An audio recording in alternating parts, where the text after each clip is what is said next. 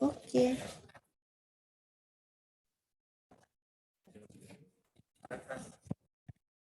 Sudah, berarti aku tinggal mengoperasikan kan?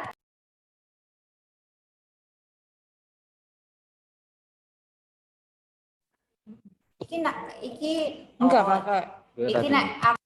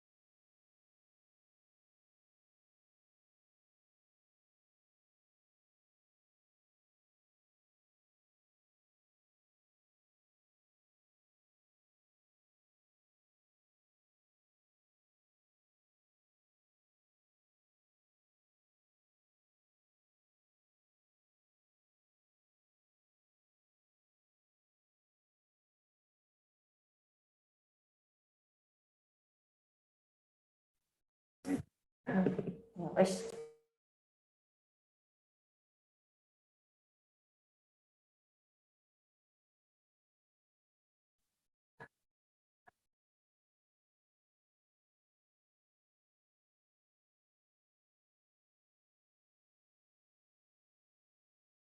Kita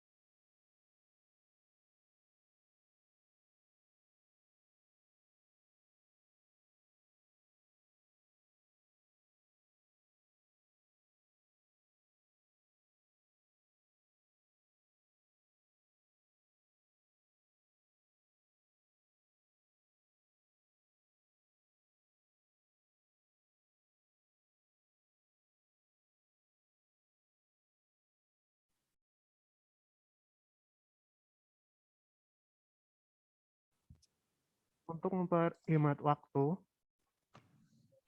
kepada Mas Akbar, waktu dan layar kami persilahkan. Baik, terima kasih Pak Moderator. Terima kasih Ibu dari Lapas 2B Sleman. Terima kasih Bapak dan Bapak-Bapak sekalian di Lapas 2B Sleman yang menjadi peserta hari ini. Sebenarnya saya menyediakan tampilan layar, namun akan tetapi ketika tadi sudah diskusi awal dengan Bapak dan itu sudah diskusi dengan Ibu juga penanggung jawab, saya rasa lebih baik kita banyak berdiskusi ya Bapak-Bapak.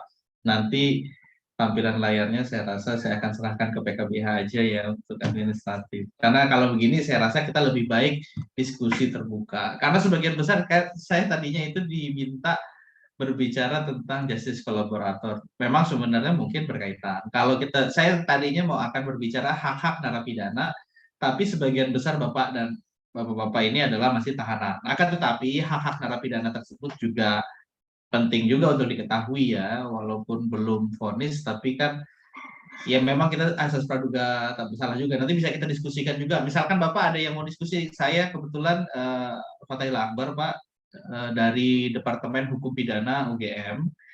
Jadi saya salah satu dosen Departemen Hukum Pidana UGM. Kebetulan kalau dalam praktik saya nggak tahu mungkin ada yang Bapak-Bapak yang pernah bertemu saya di pengadilan mungkin gitu ya, karena saya beberapa kali menjadi ahli untuk Kejaksaan Negeri Sleman dalam beberapa kasus pidana. Jadi mungkin bertemu. Jadi nanti kita bisa diskusikan. Yang akan saya diskusikan sekarang adalah hak Bapak sebagai tersangka ataupun terdakwa. Sekarang ada beberapa sudah masuk ke pengadilan. Bisa jadi ada yang kasusnya belum masuk ke pengadilan. Sama hak-hak nanti menjadi terpidana. Nah, ini yang kita akan diskusikan, Bapak. Sebagai tersangka sederhananya begini. Kalau Bapak-Bapak ini diancam dengan pidana 15 tahun atau lebih ya, itu sedikit sebenarnya kasus tersebut. Misalkan dia adalah pembunuhan gitu ya, atau penganiayaan berakibat mati, penganiayaan berat berakibat mati, atau misalkan kita bicara Bapak-Bapak ini disangka dengan kekerasan seksual terhadap anak, nah itu ancamannya 15 tahun. Walaupun kekerasan seksual tanpa kekerasan seksual juga masuk ke dalam Undang-Undang Perlindungan Anak. Jadi ada beberapa pasal. Nah, kalau diancam dengan pidana 15 tahun atau lebih, setiap proses pengadilan itu Bapak memiliki hak untuk mendapatkan penasihat hukum. Istilahnya Bapak didampingi penasihat hukum selama proses pengadilan. Nah, ini bisa dipertanyakan juga, kira-kira Bapak-Bapak sudah mendapatkan hal tersebut atau belum. Itu satu. Kemudian kalau tidak 15 tahun bagaimana? Pada dasarnya KUHP kita mengatur juga kalau ancaman pidananya 5 tahun, ya misalkan pencurian berat, pencurian dengan kekerasan gitu ya, atau penganiayaan gitu, itu ancaman 5 tahun ke atas, itu Bapak juga berhak atau wajib mendapatkan penasihat hukum kalau memang tidak mampu dan tidak dapat menunjuk. Nah, ini juga kira-kira diproses atau tidak. Nah, ini penting. Kenapa Bapak penting memiliki penasihat hukum? Ya, untuk memiliki gambaran kira-kira Bapak dakwaannya apa nih? Pasal apa sih dakwaannya? Gitu. Bahwa Bapak memiliki pembelaan apa sih untuk pasal tersebut? Gitu. Karena kan kadang ada yang kasus, misalkan contoh Bapak berhutang gitu. Tapi ketika berhutang kok kemudian malah menjadi perbuatan pidana gitu ya. Nah, kalau dalam konteks seperti itu, kan kita bisa lihat. Kalau dalam berhutangnya murni, Bapak murni berhutang, tetapi kemudian bisnisnya rugi dan lain sebagainya, sehingga tidak bisa bayar hutang, nah itu murni perdata, tidak boleh secara ketentuan, tidak boleh Bapak diperkarakan secara pidana, misalkan dalam konteks. Nah, ini fungsi penasihat hukum untuk memberitahu seperti itu, untuk memberikan gambaran kepada Bapak-Bapak sekalian, oh ternyata kasus seperti ini tidak bisa nih masuk ke proses pengadilan. Nah, kalau nggak ada penasihat hukum kan tidak bisa.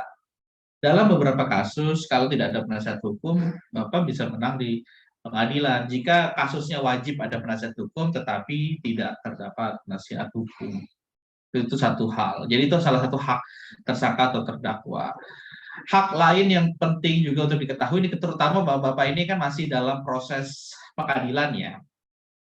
pada dasarnya kalau bapak-bapak menjadi, tadi kan ada yang menjadi saksi, ini menarik juga, ada yang menjadi saksi di dalam perkara temannya. Jadi misalkan bapak melakukan perkaranya 2 orang, 3 orang gitu ya, turut serta melakukan, istilah lebih dari 1 orang. Tetapi perkaranya dipisah, bapak sama temannya di dalam dakwaan yang berbeda gitu. Nah, di dalam dakwaan tersebut bapak bisa jadi menjadi saksi.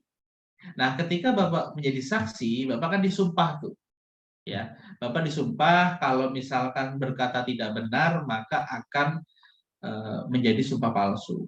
Tetapi ketika bapak menjadi terdakwa, jadi bapak terdakwa mungkin karena masih sebagian besar masih proses, belum mengetahui ya, tapi terdakwa itu tidak disumpah gitu. Kenapa terdakwa tidak disumpah? Karena sebenarnya menurut KUHP kita juga bapak sebagai terdakwa berhak juga memiliki hak untuk tidak mengatakan hal-hal tersebut. Akan tetapi ini tambahan untuk informasi untuk memudahkan bapak-bapak juga.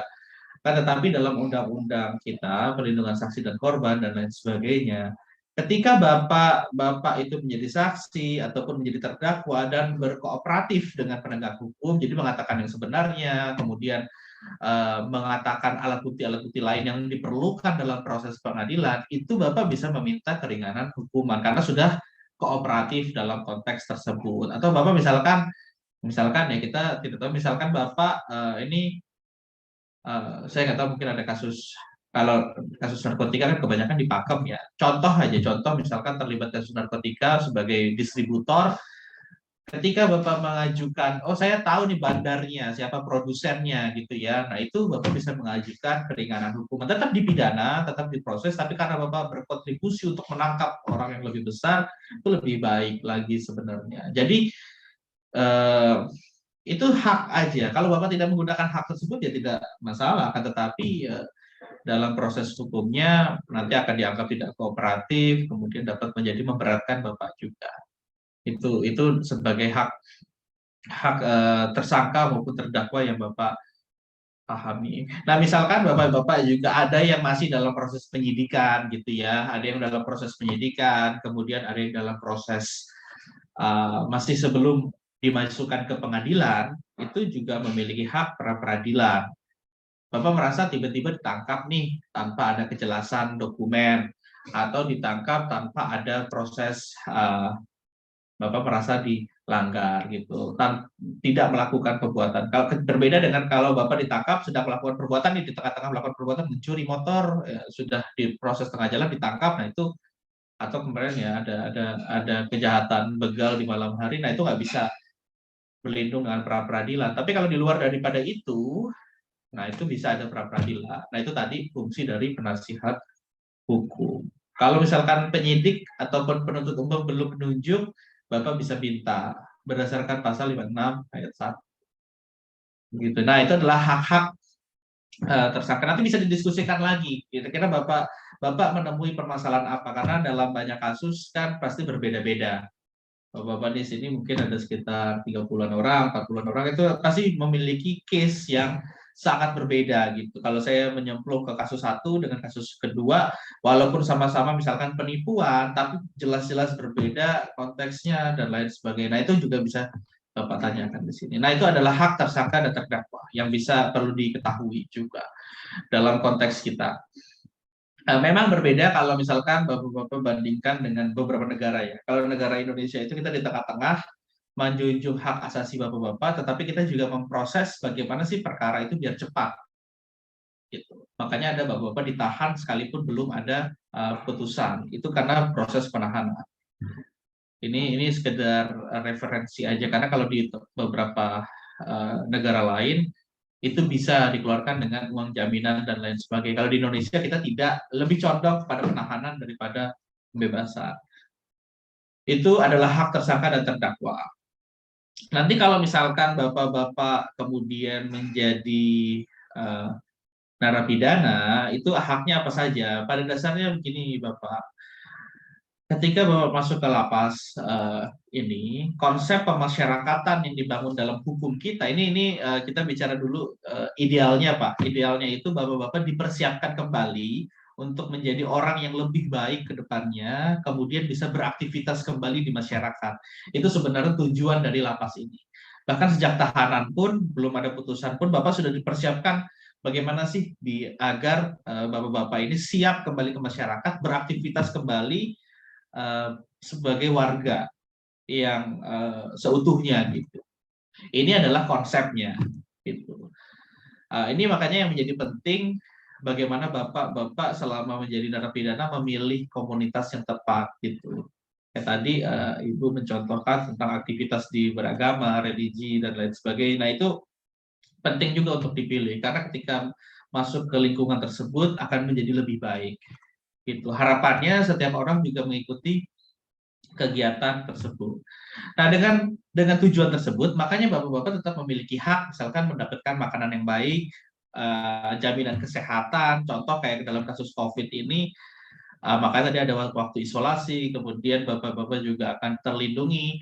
Belum saat ini kan belum wajib ke pengadilan, saya nggak tahu nanti kebijakannya apakah sudah wajib atau belum, tapi kan sudah ya online gitu ya, jadi itu lebih baik menjaga keamanan Bapak-Bapak semua, menjaga lingkungan juga mendapatkan hak untuk beribadah, mendapatkan hak lainnya gitu ya. Bahkan bagi yang masih muda masih berhak untuk mendapatkan pendidikan.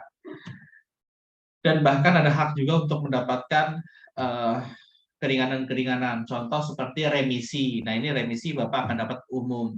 Setiap kemerdekaan Indonesia, mungkin Bapak-Bapak ada yang sebagian besar sudah mengalami, itu mendapatkan remisi umum. Setiap tahunnya nanti meningkat dari 15 hari jadi 30 hari dan lain sebagainya. Jadi akan lebih cepat keluar. Kemudian mendapatkan keringanan pembebasan bersyarat. Setelah 2/3 menjalani perkara pidana, putusan pidana, nanti Bapak juga mendapatkan keringanan. Namun, kedua hal ini, remisi dan pembebasan bersyarat itu penting Bapak ketahui, Bapak akan dapatkan hanya ketika Bapak ini menjalani program pembinaan dengan sebaik-baiknya. Tidak melanggar hukum, tidak melakukan kekerasan misalkan, sesuai dengan prosedur. Nah, ini yang akan mendapatkan Bapak remisi dan pembebasan bersyarat. Jadi, misalkan Bapak dihukum pidana 5 tahun penjara gitu, itu realnya nggak akan 5 tahun penjara. Dengan remisi dan pembebasan mungkin sekitar 3 tahunan gitu, dengan berbagai potongan tadi. Tetapi harus diingat dengan berkelakuan baik. Bagaimana misalkan kasusnya narkotika atau misalkan kasusnya korupsi dan atau juga ada kasus korupsi atau tidak, atau kasusnya terorisme. Nah, untuk 3 kasus itu memang berbeda. Harus ada peran Bapak kontribusi lebih besar di situ dalam kasus-kasusnya, dan hitungannya pun tidak 2/3 juga, nanti ada hitungan yang lebih berat.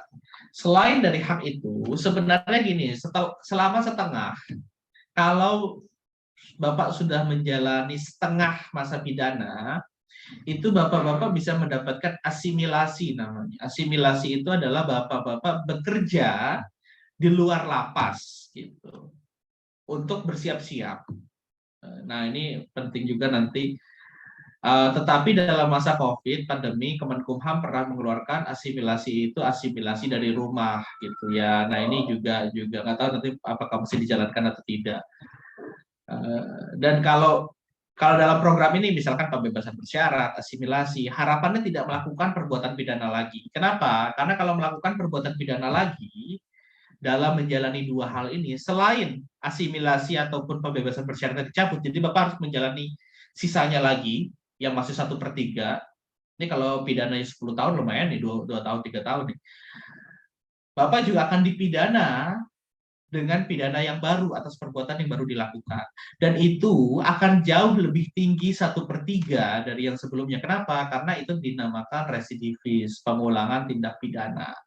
Jadi harapannya setelah menjalani itu tidak melakukan perbuatan pidana lagi. Namun kan mungkin timbul pertanyaannya, namun bagaimana ketika misalkan kita juga diberikan label, oh mantan napi, sehingga sulit mendapatkan pekerjaan dan lain sebagainya. Nah, ini yang harus kita bersama, saya rasa sih dari lapas, kita juga dari akademisi, kita juga memberikan pandangan kepada masyarakat bahwa mantan narapidana dan yang sudah menjalani rehabilitasi dan dianggap mampu kembali untuk bekerja sebagaimana mestinya. Nah, ini yang kita akan perjuangkan terus.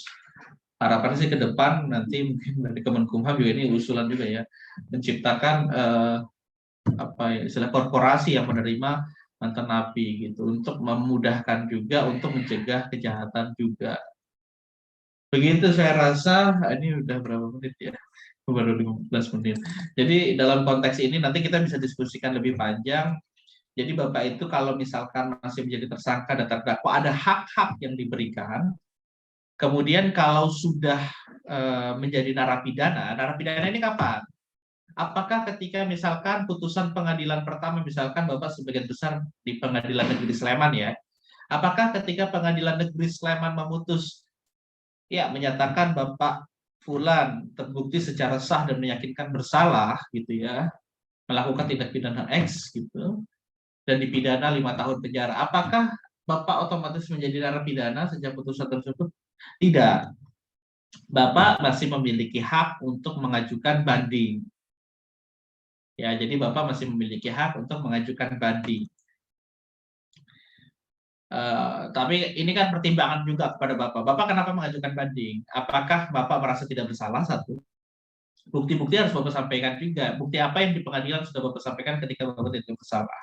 Atau Bapak mengatakan terlalu berat, tidak sesuai dengan perbuatannya. Nah, itu Bapak jelaskan juga. Kenapa tidak sesuai dengan perbuatannya disampaikan, harus disampaikan. Kalau misalkan menurut Bapak sudah sesuai, Bapak mengaku bersalah juga gitu ya, ya sebenarnya tidak perlu melakukan itu agar tidak memperlama perkaranya. Jadi itu adalah nanti ketika sudah tidak ada banding, misalkan dalam waktu 7 hari, kemudian tidak ada kasasi dalam waktu 14 hari, itu Bapak putusannya akan berkekuatan hukum tetap dan Bapak kemudian akan dieksekusi sebagai seorang narapidana. Nah, ini perbedaannya. Jadi kalau tahanan ini Bapak masih dalam proses, belum tentu bersalah, tapi kalau narapidana itu sudah yang berkekuatan hukum tetap bersalah. Jadi kalau yang tahanan ini sebenarnya kita tidak dapat kita seharusnya menganggap Bapak-Bapak ini masih sebagai orang sipil yang memang dalam proses peradilan, bukan orang yang bersalah. Orang bersalah itu hanya bisa dikatakan melalui putusan pengadilan yang sudah final gitu. Begitu. Nah, ini saya rasa 15 menit pengantar ini untuk mengawali diskusi. Nanti kalau bertanya kepada saya berkaitan dengan hal-hal pidana di luar yang tadi saya sampaikan, berkaitan hak-hak tersangka, terdakwa maupun hak-hak narapidana, itu juga boleh disampaikan. Kita akan bisa diskusi lebih banyak lagi gitu. Saya sebenarnya nanti mungkin diskusi juga sama 82B. Saya sebenarnya ingin mengadakan program juga diskusi dengan narapidana tahanan maupun narapidana satu persatu untuk mendalami kasusnya sebenarnya, untuk tidak mempengaruhi independensi pengadilan, tetapi untuk mendalami, untuk menjadi pembelajaran untuk khalayak ramai di Indonesia. Jadi untuk menjadi pendidikan bagi masyarakat Indonesia juga, itu penting juga kita belajar dari Bapak dan Ibu yang terlibat dalam suatu proses pengadilan. Begitu, saya rasa saya kembalikan ke PKBH. Ya. Baik, terima kasih Mas Akbar atas materi yang disampaikan. Untuk 15 menit terakhir akan digunakan untuk diskusi. Kepada warga binaan Lapas 2B Sleman, apabila ada yang ditanyakan bisa langsung bertanya saja. Silahkan.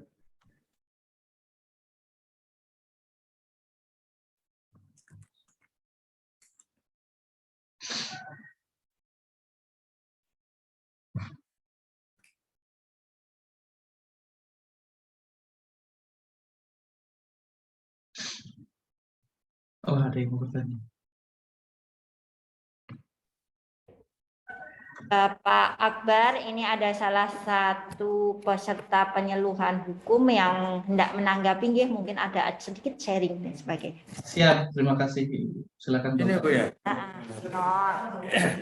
Ya.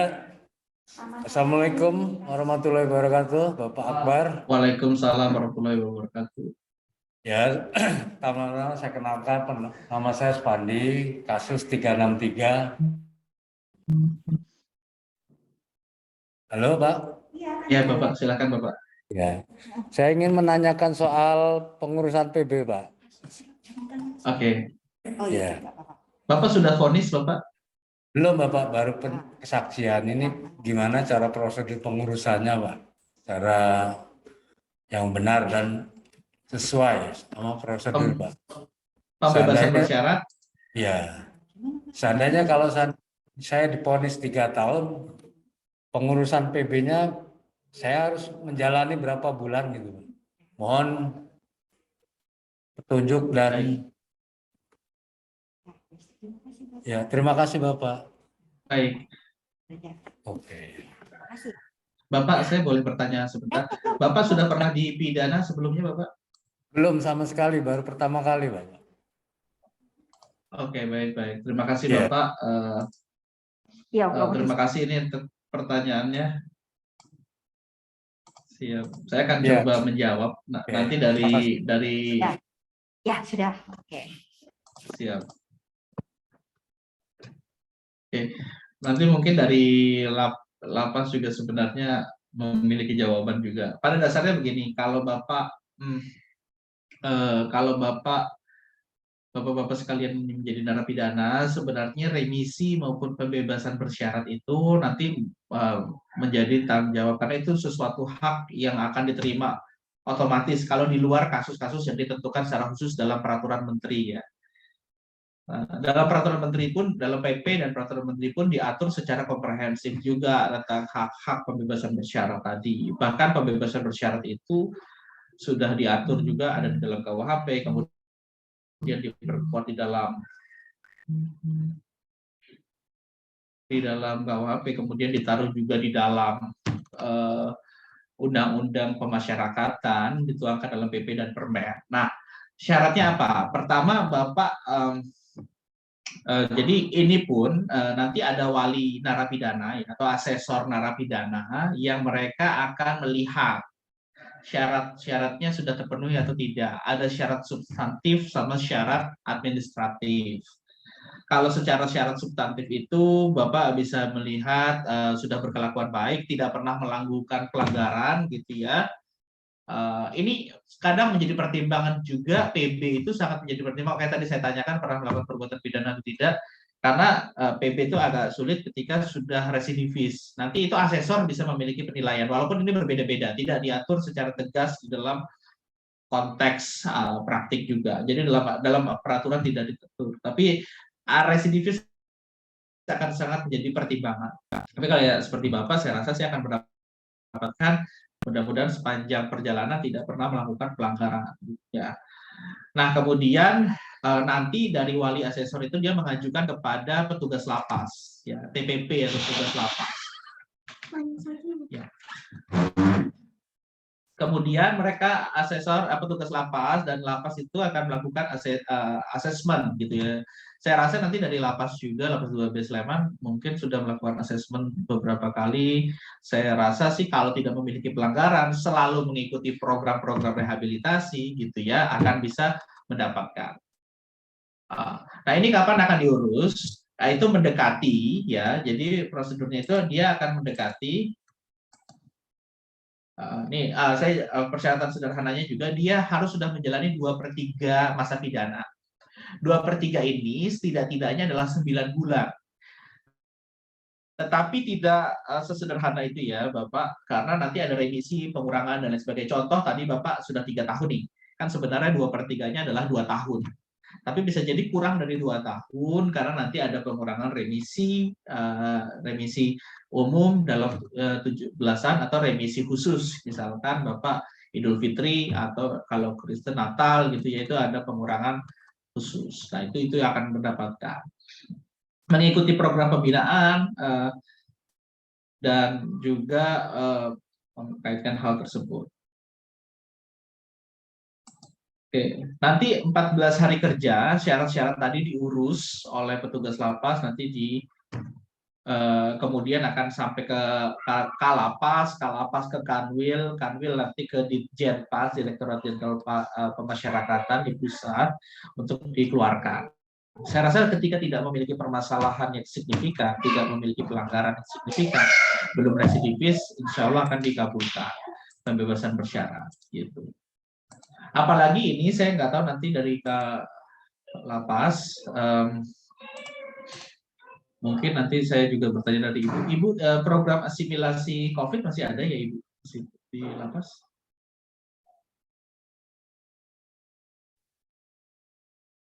Iya Pak Akbar, program asimilasi COVID masih ada selama COVID ini ada. Kita ada perpanjangan kemarin sampai Juni, Sampai tapi Juni.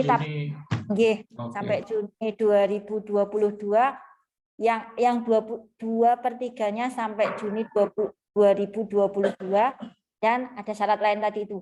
Dia berkelakuan baik, Iya. belum pernah melakukan tindak kejahatan sebelumnya, ada syarat administrasi dan sebagainya itu jelas ada. Ya, siap. Terima kasih Ibu. Nah, ini untuk melengkapi juga, tetapi itu kan yang 2/3-nya sampai Juni ya.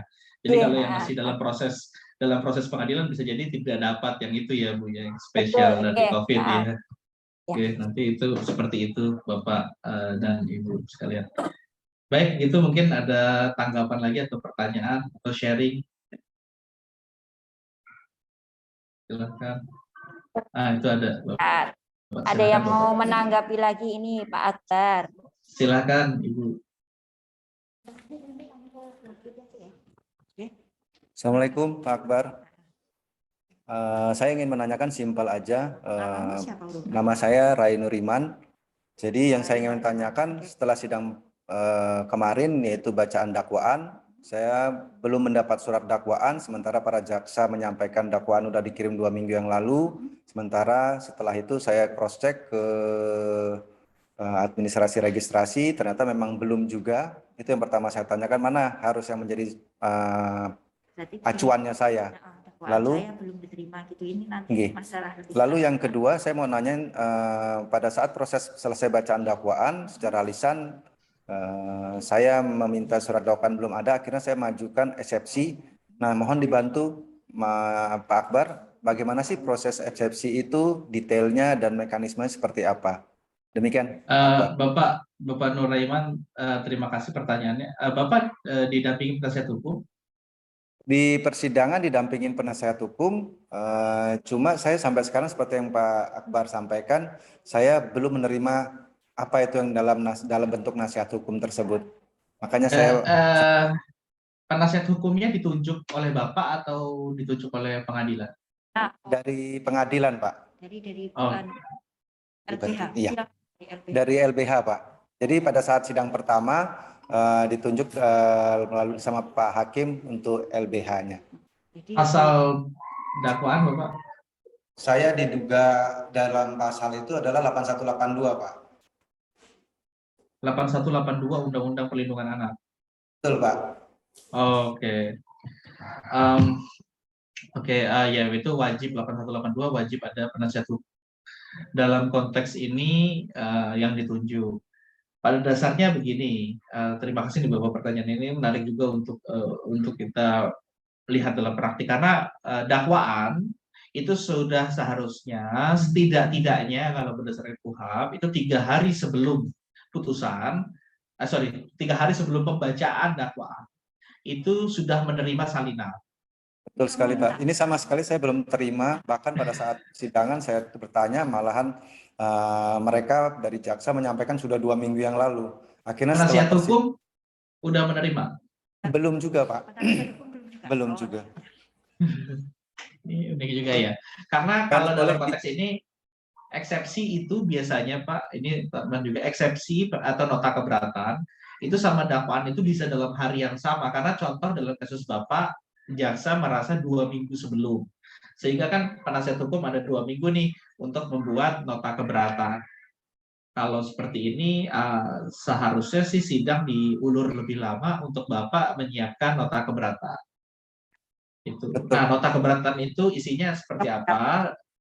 Ya, nota keberatan itu pada dasarnya bukan berisi Bapak itu salah atau tidak. Nota keberatan itu tidak berisi saya bersalah atau saya tidak bersalah. Nota keberatan itu tidak berisi itu. Tapi nota keberatan itu berisi lebih kepada dakwaannya sudah benar atau belum. Misalkan dakwaannya itu typo, salah ketik, gitu. Atau Bapak namanya di dalam identitas dakwaan keliru. Atau misalkan menurut Bapak diduga melakukan perbuatannya itu di Jogja, tapi kok diadilinya di PN Sleman misalkan itu. Jadi kalau di dalam konteks tersebut lebih berbicara tentang surat dakwaannya itu benar atau tidak gitu. Itu dalam konteksnya. Dan penasihat hukum sih saya rasa sudah mengetahui. Nah, itu tinggal menjadi hak juga Ya. apakah Bapak mengajukan atau tidak. Kalau mau tidak mengajukan juga boleh karena nanti ini kan ada nota keberatan. Nanti ketika Bapak mengatakan Bapak itu salah atau tidak, itu di nota pembelaan. Itu setelah pemeriksaan saksi, alat bukti, dan lain sebagainya. Begitu Bapak, atau gimana? Ada tambahan? Jadi dalam dakwaan itu saya sempat melakukan respon atau jawaban karena kan memang saya awam Pak, saya belum pernah ngalamin seperti itu. Disampaikan kan dalam dakwaan itu menyebutkan perihal tentang penyalahgunaan narkoba untuk masuk dalam kisah yang didakwain. Sementara alhamdulillah saya tidak pernah menggunakan narkoba tersebut, bahkan pada saat ancaman pertama lewat handphone itu saya malah langsung berkonsultasi dan menuju ke BNN dan rumah sakit. Alhamdulillah saya negatif, pada saat screening pun juga negatif. Nah, pada saat saya panggilan sebagai saksi di Polda, kerabat saya menyampaikan jangan buru-buru diserahin karena ini nanti jebakanmu nanti di arah sini, arahnya nanti pasti ke sini. Dan saya mengikuti itu, alhamdulillah ternyata benar apa yang diiniin semua. Jadi dibuat kisah bahwa menyalahgunakan narkoba mulai dari Inex ataupun sabu gitu. Jadi untuk membangun cerita seperti itu ya Pak.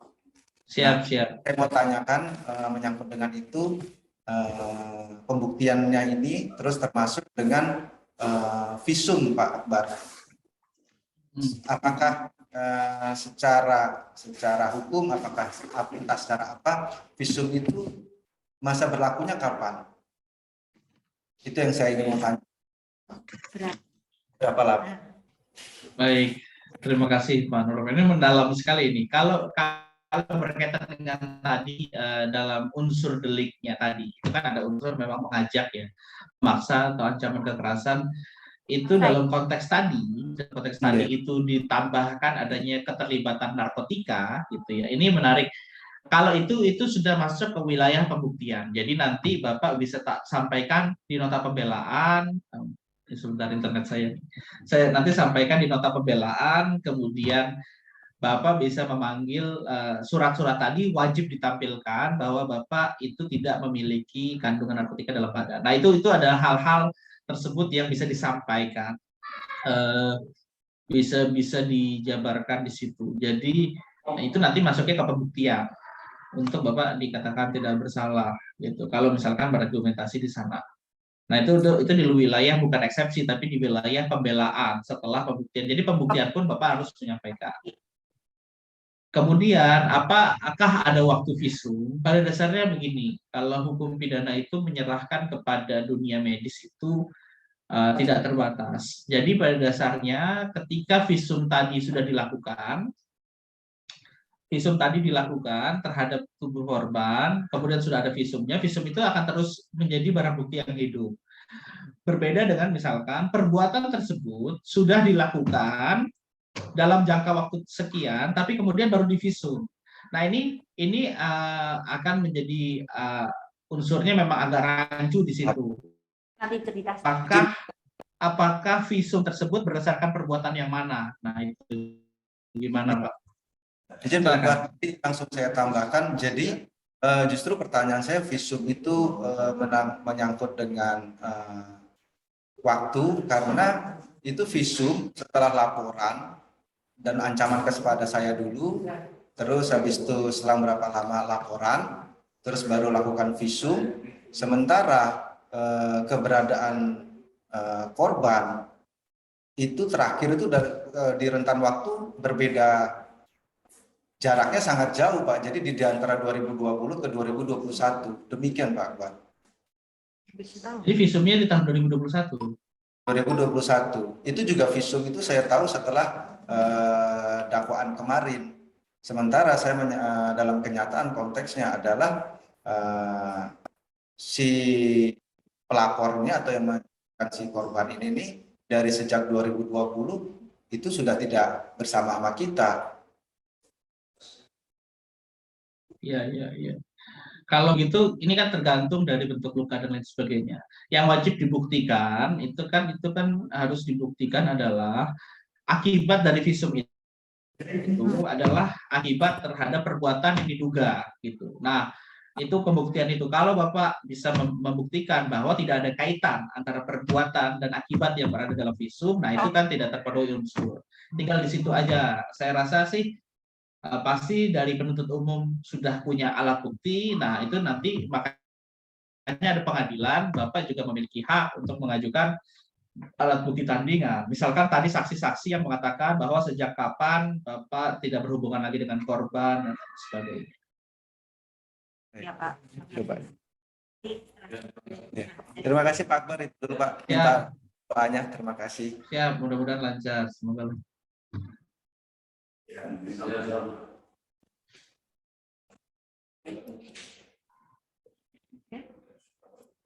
Mungkin ada lagi atau sudah? Bapak-bapak.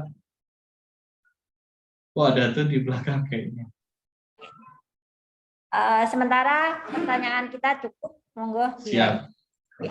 Siap, terima kasih Ibu. Iya. Baik, terima kasih Mas Akbar atas materi yang disampaikan dan diskusinya. Untuk sesi selanjutnya akan disampaikan oleh Mbak Al-Fatika Auniryadini yang akan mengisi materi mengenai permasalahan waris.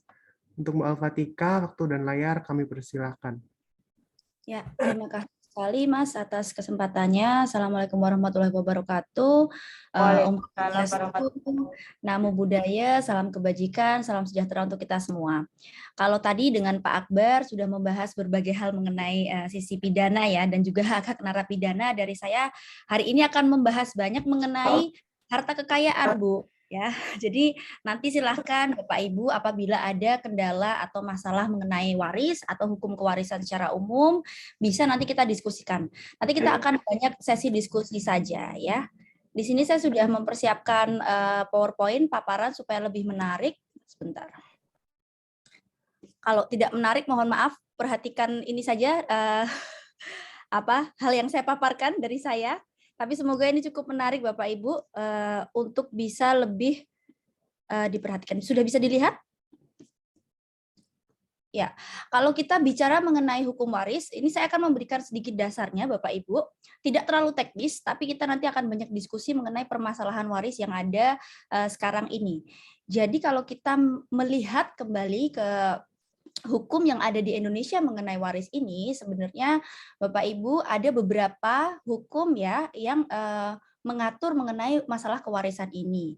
Ada hukum perdata barat, waris barat, yaitu kita merujuk pada KUH Perdata, lalu juga secara Islam merujuk pada kompilasi hukum Islam, lalu ada juga secara adat.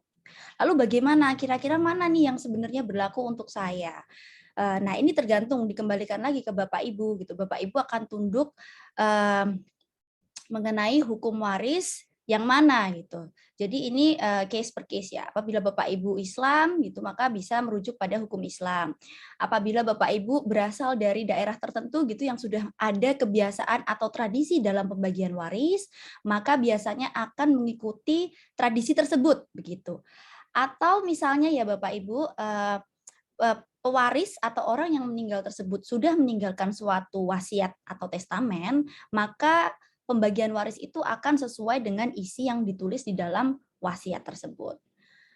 Atau misalnya nih tidak ada hukum atau aturan gitu ya yang mengatur atau yang telah disepakati oleh para pihak, walaupun misalnya Islam atau berdasarkan dari background adat yang sangat kuat gitu ya.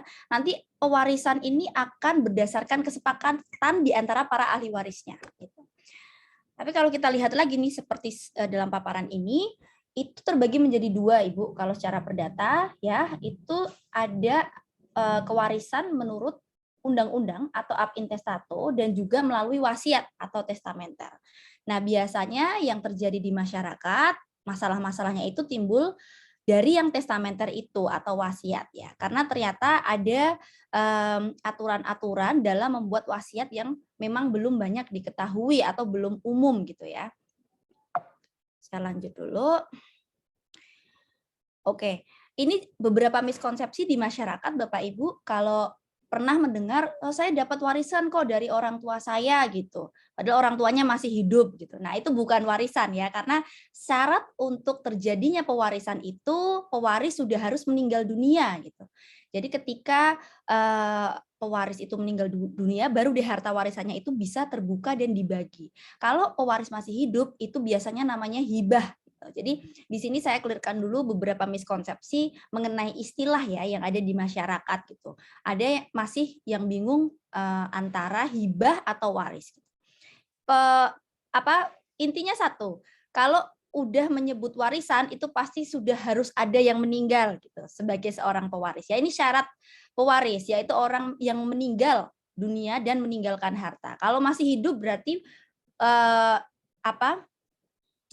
cara untuk memindahkan hartanya dari satu orang ke orang lain itu bisa melalui hibah ya, bukan warisan. Lalu ahli waris itu harus masih hidup ya. Dan ahli waris ini Bapak Ibu bisa digantikan dalam artian apa? Adanya ahli waris pengganti ini tergantung misalnya nih Bapak Ibu seorang orang tua begitu memiliki anak 2. Nah, anaknya yang kedua tuh sudah meninggal tapi sudah ada keturunannya gitu yang sah ya. Nah, maka keturunannya itu akan naik menjadi ahli waris pengganti. Walaupun jumlahnya itu tidak berubah ya. Misalnya cucunya itu ada 2, bukan berarti nanti dibagi 3 Bapak Ibu. Ya, anak pertama, lalu cucu pertama, cucu kedua, tidak. Tapi tetap harta warisannya secara hukum dibagi menjadi 2, 50-50. Nah, yang 50% ini baru dibagi 2 lagi.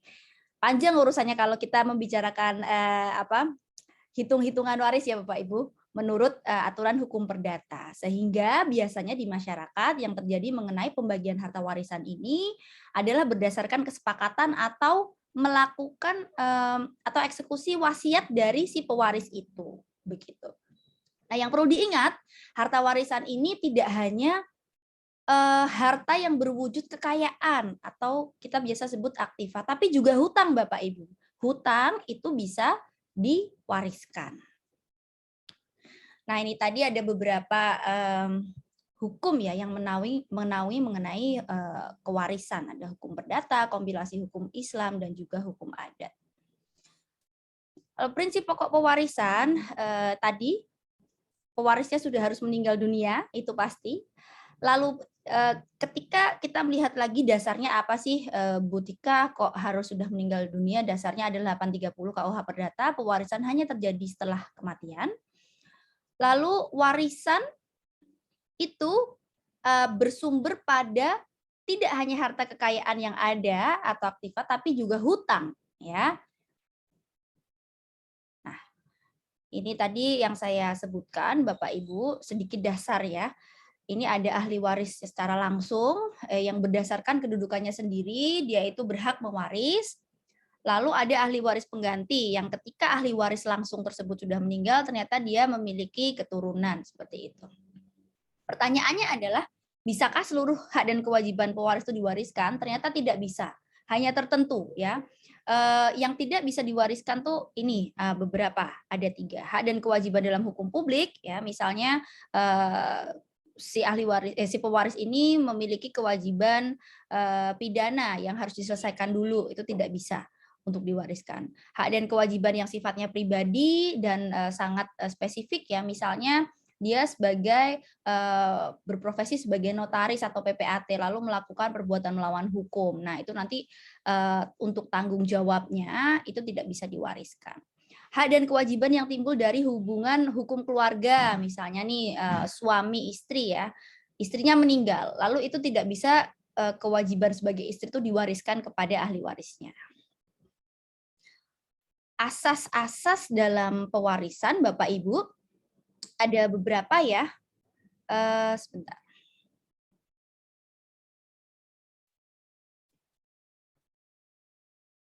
Asas-asas dalam pewarisan yang pertama tadi Bapak Ibu sudah memahami ya bahwa harus meninggal dulu. Jadi waris itu hanya terbuka ketika si pewaris sudah meninggal. Gitu. Lalu si ahli waris harus masih hidup ketika warisan terbuka. Ketika si ahli waris itu tidak hidup atau sudah meninggal, maka ada kemungkinan digantikan oleh ahli waris pengganti, gitu ya. Lalu yang ketiga adalah warisan itu ketika si pewaris meninggal, itu para ahli waris memiliki hak untuk menuntut pembagian waris. Jadi harus segera dibagi. Urgensinya apa Bapak Ibu? Urgensinya adalah ketika harta warisan tersebut belum dibagi, maka dia ada di luar jalur perdagangan, tidak bisa diperdagangkan ya. Apalagi kalau kita melihat mengenai tanah ya. Tanah itu kalau masih atas nama pewaris, belum diturun wariskan, itu belum bisa dilakukan jual beli ya, atau pemindahan hak dari si ahli waris ke orang ketiga misalnya akan dijual gitu. Jadi harus melalui beberapa proses. Kalau Bapak Ibu sudah pernah mengalami atau familiar itu namanya turun waris dulu. Jadi harus turun waris dulu, lalu ada surat keterangan waris diproses melalui PPAT, lalu nanti baru bisa dijadikan dasar untuk balik nama di BPN ya atas si sertifikat tanah atas nama pewaris kepada para ahli warisnya. Begitu. Nah, hak mewaris ini ternyata tidak semua ahli waris itu memiliki hak pewaris Bapak Ibu ya. Jadi yang memiliki hak untuk mewaris itu adalah pertama yang memiliki hubungan darah antara pewaris dan juga ahli waris ya, secara sah maupun tidak. Tidak ini termasuk anak luar kawin ya. Anak luar kawin itu memiliki hak waris apabila diakui secara hukum. Nanti kita bahas bagaimana cara mengakuinya. Lalu bisa juga hak ini timbul karena adanya wasiat. Jadi untuk ahli waris di luar yang poin A ini yang memiliki hubungan darah ataupun yang diakui begitu ya secara hukum, bisa juga kepada tetangganya nih misalnya yang tidak memiliki hubungan sama sekali dengan si pewaris. Itu melalui apa? Melalui wasiat. Tapi ada batasannya, tidak boleh melebihi hak mutlak ahli waris yang sah menurut hukum gitu ya. Jadi misalnya dalam suatu kasus ada seorang pewaris yang membuat wasiat untuk mengalihkan seluruh hartanya kepada orang di luar keluarganya atau yang memiliki hubungan darah, misalnya ke tetangganya atau ke supirnya gitu, atau misalnya ke tukang tamannya. Itu boleh tidak, Mbak gitu. Itu kalau ditanya bisa, bisa dan banyak terjadi. Kalau boleh atau tidak itu tergantung. Boleh apabila para ahli waris tidak mempermasalahkan hal itu ya. Tapi kalau ahli waris mempermasalahkan, dalam hal ini adalah ahli waris yang sah, maka mereka bisa mengklaim yang namanya hak mutlak sebagai ahli waris ya. Nah, hak mutlak ini harus diklaimkan begitu. Jadi nanti bisa dimintakan bahwa sebelum eksekusi surat wasiat tersebut, para ahli waris itu tidak rela atau tidak sepakat untuk memberikan atau mengeksekusi wasiat sesuai dengan apa yang tertulis karena mereka memiliki hak dan dilindungi secara hukum begitu. Nah, lalu yang C, seorang menjadi ahli waris karena perkawinan ya. Ini untuk suami atau istri yang hidup paling lama. Nah, dan ternyata ada juga ahli waris yang tidak patut mewaris Bapak Ibu dan tidak cakap mewaris. Siapa saja? Nah, yang pertama adalah yang A itu tidak patut mewaris, tidak cakap mewaris itu yang B, lalu yang menolak warisan itu dianggap tidak cakap untuk menjadi ahli waris. Siapa saja? Ini untuk yang tidak bisa menjadi ahli waris ya, tidak cakap dan tidak patut. Itu adalah yang pertama yang dihukum karena berusaha membunuh atau berusaha merusak, menggelapkan, memalsukan wasiat pewaris. Lalu ahli waris yang menurut putusan hakim yang sudah inkrah ya, itu dipersalahkan untuk karena mencemarkan nama baik si pewaris ya, atau memfitnah pewaris yang diancam tindak pidana lebih dari 5 tahun. Jadi misalnya dia memfitnah si pewaris bahwa telah melakukan pembunuhan gitu. Dan lain sebagainya yang diancam dengan pidana penjara 5 tahun atau lebih. Atau ahli waris yang dengan kekerasan dan perbuatan itu menghalangi atau mencoba ya untuk mencabut wasiat dari si ahli waris itu atau memasukkan gitu isi dari wasiat itu benar-benar terjadi dan sudah ada kasusnya, bahkan sudah dijadikan film kalau Bapak Ibu pernah nonton Knives Out gitu film ya, itu tentang warisan itu ya. Jadi si ahli waris itu berusaha untuk mengganti isi wasiat dari si pewaris. Nah, itu kalau berdasarkan hukum Indonesia dia termasuk dalam golongan yang tidak patut untuk mewaris. Oke, ini tadi sudah ya hak dan kewajiban yang bisa diwariskan, ada pengecualiannya. perjanjian di mana pekerjaan yang dilakukan bersifat sangat pribadi, misalnya arsitek dengan kontraktor, atau tadi ya notaris PPAT yang menyangkut profesi biasanya. Lalu surat kuasa ini juga berakhir ketika meninggalnya si penerima kuasa, termasuk keanggotaan dalam perusahaan ya, misalnya memiliki jabatan sebagai direktur ataupun komisaris, itu tidak dapat diwariskan. Ada juga beberapa hal tertentu nih yang mungkin belum diketahui masyarakat, Bapak Ibu, ada hak yang dapat diwariskan, yaitu hak seorang ayah untuk menolak legitimasi seorang anak. Misalnya dipesankan bapaknya itu meninggal, dia tidak mengakui C sebagai anaknya, itu nanti bisa diwariskan ya, pengakuan seorang bapak terhadap anaknya tersebut. Karena biasanya masalah waris yang terjadi itu tiba-tiba ketika warisan terbuka ada anak luar kawin yang datang gitu, mengklaim haknya sebagai anak luar kawin. Bisa tidak Bapak Ibu kalau itu terjadi? Jawabannya bisa apabila memang anak luar kawin tersebut sudah diakui dan disahkan. Bagaimana caranya nanti kita bahas satu-satu. Nah, ini juga mungkin belum banyak diketahui ya, ketika kita tahu bahwa pewaris itu mewariskan lebih banyak hutang daripada hartanya, boleh tidak menolak? Boleh ya, atau menerima secara bersyarat, hanya menerima sejumlah harta yang diwariskan gitu. Jadi tidak lebih, sehingga tidak perlu menanggung hutang. Itu bisa. Caranya ada beberapa Bapak Ibu. Di sini jadi intinya adalah memiliki hak untuk berpikir ya selama 4 bulan, dan itu bisa diperpanjang dengan keputusan hakim. Nah, kita bahas satu-satu secara singkat saja. Untuk penerimaan sepenuhnya ini biasanya otomatis ya, menerima apa yang menjadi warisan, baik hutang maupun hartanya. Ini bisa dilakukan secara tegas maupun diam-diam. Kalau tegas itu biasanya ketika layatan gitu, para ahli warisnya akan mengumumkan kepada yang datang bahwa apabila misalnya bapak atau ibu saya yang telah meninggal ini, almarhum atau almarhumah, memiliki hutang, silahkan menghubungi kami sebagai ahli warisnya. Itu biasanya termasuk bentuk secara tegas ya, melakukan penerimaan sepenuhnya tanpa syarat. Lalu penerimaan dengan bersyarat ini maksudnya gimana? Ini penerimaan si ahli waris bahwa mereka hanya akan bertanggung jawab terhadap warisan sebesar harta yang ada saja, tidak termasuk hutang-hutangnya. Nah, ini khusus ini caranya harus dinyatakan kepada ketua panitera pengadilan negeri setempat di mana pewarisan itu dibuka. Di mana pewarisan itu dibuka? Pertanyaannya adalah lokasi.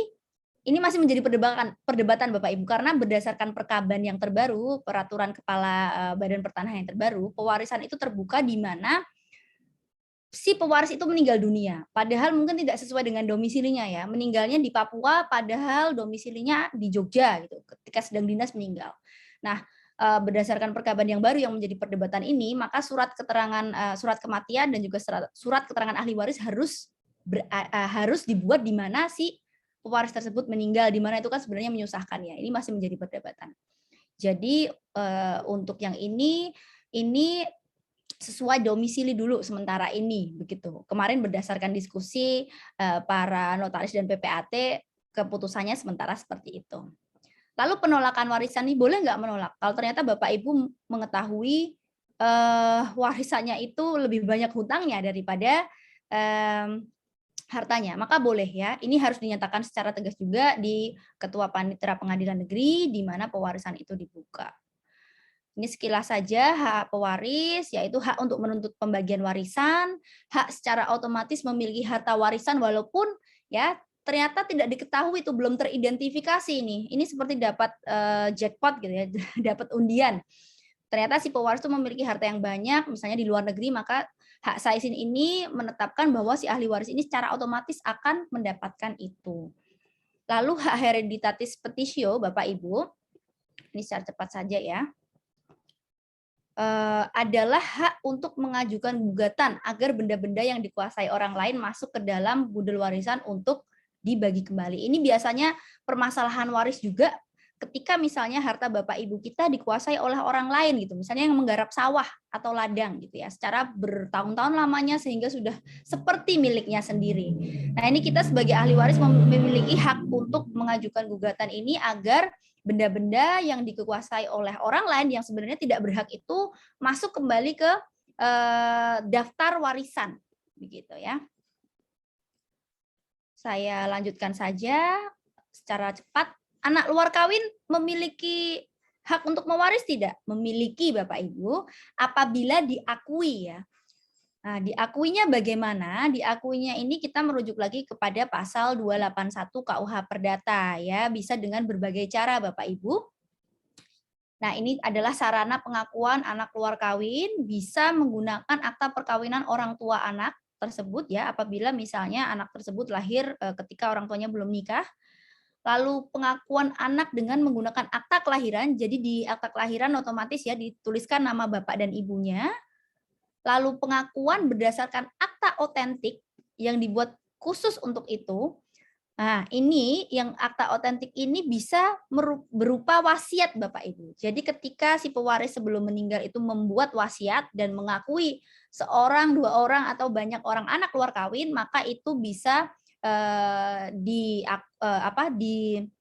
dimasukkan dalam poin 3 ini ya, asal itu dibuat di hadapan pejabat yang berwenang, dalam hal ini notaris ya, untuk membuat akta otentik, yaitu surat wasiat itu yang mengakui keberadaan anak luar kawin. Nah, ketika sudah diakui berdasarkan 1, 2, 3 ini, maka si anak luar kawin itu memiliki hak untuk mewaris gitu ya. Porsinya tapi beda ya dengan anak sah yang secara hukum memang sudah ada sebelum adanya pengakuan anak luar kawin ini Bapak Ibu. Nah, ini jika dalam hal anak luar kawin ini ternyata menjadi satu-satunya ahli waris pewaris karena tidak ada ahli waris secara hukum sah lainnya yang maju untuk mengklaim harta warisan. Ini bagaimana, bisa atau tidak? Jawabannya bisa ya. Tapi itu tadi memang harus diakui dulu. Jadi hanya anak luar kawin yang diakui yang bisa menjadi ahli waris yang sah. Pertanyaannya, apabila ada anak luar kawin tapi tidak diakui gitu, sedangkan dia hanyalah satu-satunya ahli waris, itu bagaimana? Itu bisa ya, asal bisa dibuktikan berdasarkan setelah putusan MK 46/2010 itu, maka dia berhak diakui ya. Jadi anak luar kawinnya ini yang secara aktif memintakan pengakuan itu, asal dapat dibuktikan secara keilmuan bahwa memang anak luar kawin tersebut merupakan anak biologis dari seorang pewaris yang telah meninggal tersebut. Gitu. Nah, ini adalah syarat bukan suatu syarat ya, beberapa hal yang harus dipenuhi ketika seorang pewaris akan membuat wasiat gitu. Misalnya membuat wasiat itu bisa ditulis sendiri Bapak Ibu, namanya wasiat rahasia atau wasiat terbuka, yaitu ketika kita datang ke notaris untuk menyatakan kehendak mengenai pembagian warisan gitu. Intinya baik wasiat rahasia maupun wasiat terbuka itu sama-sama tidak boleh melanggar yang dinamakan hak mutlak atau kita sebut legitim porsi ya dalam KUH Perdata. Jadi legitim porsi itu adalah hak mutlak ahli waris ya terhadap suatu harta warisan yang tidak bisa disimpangi oleh pewaris. Kenapa ada ini? Ada ini itu sebenarnya filsafatnya adalah maksudnya pembuat undang-undang adalah untuk melindungi ahli waris dari pewaris yang sewenang-wenang gitu. Seperti tadi mengalihkan seluruh hartanya kepada orang yang sebenarnya bukan ahli waris yang sah. Misalnya ke tetangganya atau ke istri keduanya yang tidak diakui secara hukum ya, siri gitu. Atau ke anak luar kawin yang tidak diakui itu tadi. Nah, ini slide terakhir saya. Setelah ini kita diskusi saja. Beberapa permasalahan waris saat ini ya. Yang pertama, pewaris membuat wasiat yang melanggar aturan legitim porsi atau hak mutlak ahli waris tadi. Lalu pewaris tidak meninggalkan wasiat sehingga pembagian waris di antara para ahli waris itu harus berdasarkan kesepakatan atau kebiasaan. Kenapa ini menjadi permasalahan Bapak Ibu? Karena ternyata ahli waris itu susah untuk mencapai kata sepakat apabila ahli warisnya banyak misalnya, hartanya 1 bidang tanah, ahli warisnya itu ada 5, ya, yang merasa paling berhak adalah yang mengurus bapak atau ibu pewaris yang meninggal ini hingga meninggal dunia gitu. Yang 4 lainnya itu misalnya di luar kota gitu, sehingga yang 1 ini merasa lebih berhak. Nah, ini nanti berdasarkan kekeluargaan sebenarnya ya, harus mencapai suatu kesepakatan baru bisa dibagi begitu. Lalu yang ketiga, pewaris memiliki anak keluar kawin yang menuntut bagian ahli waris. Sebenarnya ini tidak akan menjadi suatu permasalahan apabila anak keluar kawin tersebut sudah diakui sebelum pewaris meninggal ya. Masalahnya adalah ketika keluarga yang sah, ahli waris yang sah ini tidak mengetahui juga kalau ada anak keluar kawin. Ini biasanya dijadikan premis untuk film Bapak Ibu karena menarik gitu ya. Dan sudah banyak film yang membahas mengenai anak keluar kawin yang tiba-tiba muncul gitu, menuntut harta warisan. Lalu harta warisan dikuasai oleh orang yang tidak berhak dan hutang warisan lebih banyak daripada harta warisan.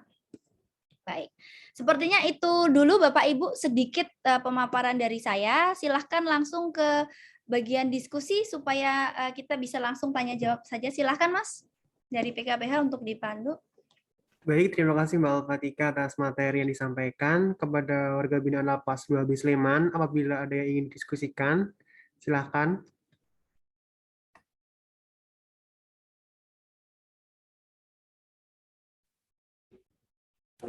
Ini barusan saya lemparkan ke para warga binaan. Saya tanyakan, ada yang mau bertanya nggak? Jawabnya cukup, Mbak. Oh, nggak ada yang mau konsultasi, boleh Bu. Kalau mau konsultasi masalah waris juga boleh, silahkan. Kebetulan saya juga PPAT Bapak Ibu, kalau ada yang mau ditanyakan masalah pembagian waris atau mengenai biasanya hak atas tanah ya yang dijadikan harta warisan, monggo silahkan. Oke. Kebetulan ini para peserta penyuluhan hukum ini masih muda-muda juga, jadi kayaknya belum punya harta warisan yang sudah diwariskan. Ini saya tanya malah pada ketawa-ketawa, katanya mereka belum ingin meninggalkan warisan. Atau menjadi ahli waris begitu. Biasanya kan sengketa waris itu dimulai dari ketidaksepakatan para ahli waris Bapak Ibu gitu. Jadi Mana, Pak? Oh iya. Ini ada pertanyaan, Mbak. Lah kalau warisannya tentang utang gimana cara baginya, Mbak? ya, kalau warisannya hutang saja ya, tidak ada hartanya. Itu ahli waris berhak untuk menolak justru, menolak secara tegas gitu. Lah kok malah mengerikan. Tapi kan kita tidak tahu ya Bu, kadang kan untuk harta warisan si pewaris ini kalau biasanya sebagai orang yang belum terlalu melek hukum gitu, dia diam-diam tuh punya hutang tapi juga punya harta. Nah biasanya ini tergantung para ahli waris ya, bisa diinventaris dulu harta warisannya itu ketika terbuka, hutangnya itu lebih banyak daripada hartanya atau lebih sedikit gitu. Kalau misalnya hutangnya itu masih bisa dibayar dengan harta warisan, maka ahli waris sebenarnya berkewajiban untuk membayar hutangnya tersebut gitu. Hanya sebatas harta yang ditinggalkan gitu. Jadi itu masuk ke penerimaan bersyarat, Bu. Gitu. Berarti bisa menolak untuk jika diwarisi hutang gitu ya, Mbak ya? Tapi kan kita tidak tahu tuh Bu, kalau ternyata ada hartanya juga. Jadi tidak bisa memilih hanya menolak hutang gitu. Jadi kalau penolakan itu harus menolak semuanya, seluruhnya, baik harta maupun hutangnya, begitu. Oke, siap. Jadi kira-kira nih kalau mohon maaf kalau misalnya salah satu orang tuanya kira-kira nih memiliki hutang yang sangat banyak gitu, yang kira-kira kita tidak tahu gitu. Kemarin saya contoh saja kasus rekan saya gitu konsultasi ke saya bahwa dia ingin membuat pernyataan bahwa dia tidak akan bertanggung jawab terhadap hutang orang tuanya. Orang tuanya masih hidup gitu. Terus saya bingung, wah ini gimana kalau mau melakukan penolakan atau penerimaan bersyarat itu harus ketika warisan terbuka. Warisan terbuka syaratnya pewaris meninggal gitu kan. Sedangkan bapak ibunya masih hidup. Lalu saya tanya, ada tidak perjanjian kawin gitu. Jika ada, maka sebenarnya kalau hutang selama hidup itu bukan jadi tanggung jawab ahli waris ya. Gitu. Atau calon ahli waris begitu. Oke. Mau ada yang nambahin? Sini. Nih Mbak, ada yang berminat sampai akhirnya nih nanya. Assalamualaikum Mbak, saya mau nanya, kalau Salam. kita sebagai ahli waris, terus kita pindah agama, terus diproses untuk cabut ahli waris, itu masuknya kemana ya Bu? Ya, ya. Terima kasih sekali pertanyaannya sangat relevan Bapak. Memang kalau Oke. dalam hukum Islam itu apabila sudah berpindah agama itu tidak berhak menjadi ahli waris yang sah ya berdasarkan hukum Islam ya. Jadi memang seperti itu Pak. Kalau memang berpindah agama maka dia sudah tidak berhak mewaris. Tadi yang saya sebutkan itu berdasarkan hukum perdata ya. Saya belum menyentuh di bagian hukum Islam dan juga hukum adat. Jadi memang kalau memang mengacu pada hukum Islam karena kebetulan pewaris dan ahli warisnya itu pewarisnya itu adalah beragama Islam dan menggunakan hukum Islam ketika membagi warisan maka harus mengikuti peraturan yang ada dalam kompilasi hukum Islam begitu. Jadi ketika sudah keluar dari agama Islam ya tidak berhak untuk mewaris begitu Pak. Ya. Saya tambahkan sekali lagi Bu ya. Jadi tadi kan teori tuh yang saya ungkapkan. Kenyataannya di masyarakat saya juga sudah pernah berkonsultasi dengan notaris senior ya yang sudah berpraktek 30 tahun ke atas lah. Itu ternyata selama ini di masyarakat membaginya berdasarkan kesepakatan Bapak Ibu. Jadi sudah tidak lagi berdasarkan ya mau hukum Islam ataupun hukum adat ataupun hukum perdata barat ya. Ternyata memang lebih ke berdasarkan kesepakatan para ahli waris kalau tidak ada surat wasiat gitu. Kalau ada surat wasiat maka mereka akan mengeksekusi surat wasiat tersebut apa adanya seperti yang ditulis oleh pewaris kecuali ya surat wasiat itu ternyata melanggar hak mutlak si ahli waris tadi. Misalnya diserahkan semuanya kepada tetangganya atau kepada tukang tamannya, itu ahli waris yang sah berhak untuk mengklaim bagiannya begitu. Ya ada lagi Bapak Ibu monggo. Yes, sudah Mbak, sudah tercerahkan. Baik. Monggo. Matur nuwun Ibu, saya kembalikan ke Mas PKBH. Monggo Mas. Ya, baik, terima kasih kepada Mbak Al-Fatika dan Mas Akbar yang telah menyampaikan materinya pada penyuluhan hukum kali ini. Terima kasih juga kepada warga binaan Lapas 2B Sleman yang telah berpartisipasi dalam penyuluhan hukum tanggal 4 Februari ini. Karena sudah tidak ada lagi pertanyaan yang disampaikan dan waktunya sudah hampir cukup, maka bisa saya cukupkan di sini. Wassalamualaikum warahmatullahi wabarakatuh. Selamat siang. Waalaikumsalam warahmatullahi wabarakatuh. Terima kasih kepada tim Waalaikumsalam. PKBH UGM. Terima kasih Mas Akbar. Terima kasih. Sehat-sehat selalu. Siap, terima kasih. Terima kasih Bu. Terima kasih Bu. Ya. Bapak. Bu. Oke. Terima kasih. Aku editing for apa ya?